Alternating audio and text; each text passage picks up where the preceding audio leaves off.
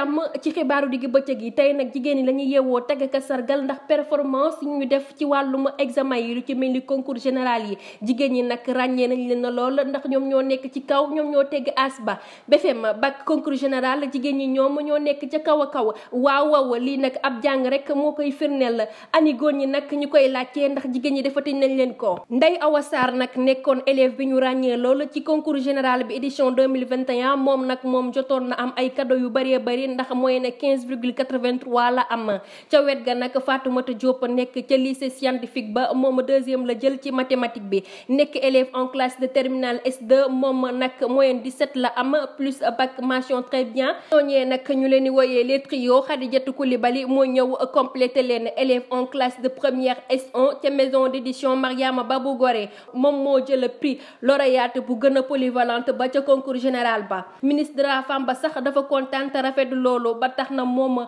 kontaan na loolu ñaax na xale jigéen ñi ñu gën a góorgóorlu te bañ a wàcc ci yoon bi ñu nekk. coalition Benno Bokk Yaakaar nag defoon na ab point de presse ñoom nee nañu caution bi ñu fixé muy 15 millions li ni mel ab teg xel la pour wàññi ak a dàq candidat yi mu mel ni barrage la ci opposition bi ndax ñoom dañoo sàkk woon ñu wàññi ko ba ci 5 millions fu mu nekk nii nag ñoom loolu naqaru lañ ko trop ba tax na ñu ngi koy wax fépp. ñëw ci wàllum santé ndax fi nekk nii sensibiliser bu métti la ñu nekkee directeur centre national de transmission sanguine def na ab évaluation moom li mu seetlu mooy taux bi dafa wàcc bu baax a baax li ni mel dara waralu ko ndax woppub coronavirus bi ndax gars yi dañoo ragal mbas mi fi mu nekk nii kenn ñemewul dem hôpital pour vacciner wu. docteur bi nag nee na am na une trentaine de points yi nga xamante ne ubbi nañu ko bés bu nekk pour ñi nga xamante ne dañuy dem maye ji deret ñu dem waxoon na ko ay at ci gannaaw waaye fi nekk nii waxaat na ko Mamadou Djigo directeur général de l'ANA moom nag ingénieur la en management du territoire moom nag la ñu jiital ci agence nationale de l'aménagement territoire niki 2012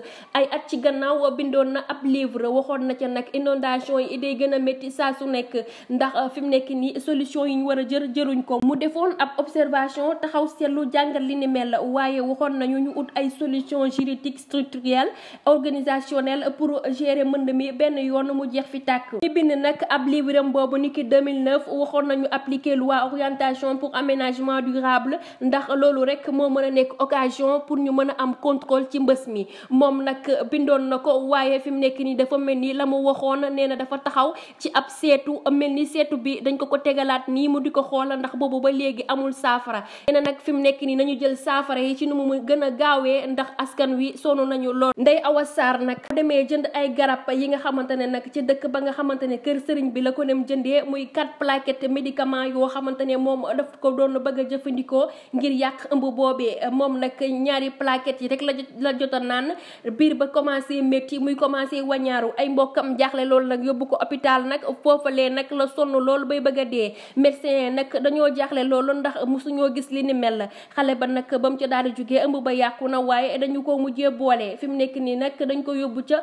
tribunal ba pour àtte ko woykat bi di wuyoo ci turub Dieyna nag dañu ko arrêté en garde à vue bi ko rappeur bi nga xamante ne Bril Fight moo ko porté plainte accusé ko de vol de téléphone portable chantage de collecte de données caractère personnel moom moomee nag di Dieynaba Balde wala Dieyna nag moo fi amoon coow ak Diop Iseg ba coow lee nag bëri woon na ay wax loolu ba mu jógee nag ci coow loolee nag moom Dieynaba dafa ñëwaat ci musique bi dundaat passionam woyaat na lii di yaay ak dina baax moom nag fi mu nekk nii duggaat na ci ab looxoor bu xaw a jaxasoo ndax ab chantage ak ay vol la ñu ko woowee ndax bañ ko yóbboo ci division spéciale de cybersécurité moom Dieynaba moomee nag dafa weddi lépp loo xamante ne nag ñu ko tuumaal la muy ab vol ak ay chantage loolu lépp daf ko xaw a weddi ndax moom fi mu nekk nii nee na li ñu koy waxal la loolu lépp nekkul ci moom ñu tëjee ko fii nag xibaaru digg bëccëg yi ba ëllëg incha allah.